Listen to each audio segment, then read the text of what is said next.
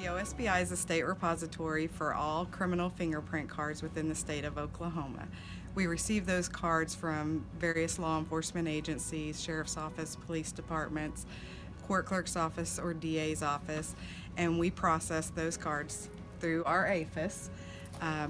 We receive those cards either by mail or we get them electronically, and when we process them through AFIS will search.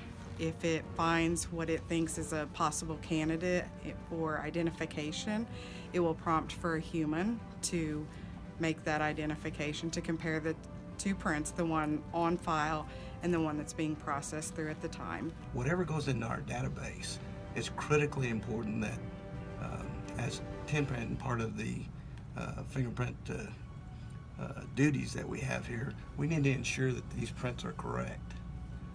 Because subsequent prints may come in and what's in the database will be what we make comparisons to that might have a closure on a criminal case or may eliminate a suspect in that same circumstance.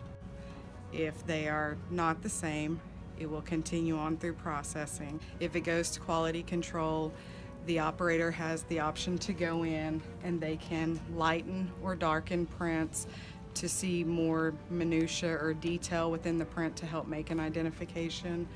They can rotate the fingers. Some fingers may come in upside down, so they can rotate them. Sometimes they're out of sequence. A thumb may be where the pinky needs to be, so we can fix the fingers so that we can use those prints in the future, have them on file correctly. I am doing a quality control case where we are adjusting the boxes where the minutia is located to have only the fingerprint in that box. If you have other background noise, is what we usually call it, smudges or smears that are in the box, it could label them as minutia, which it's not.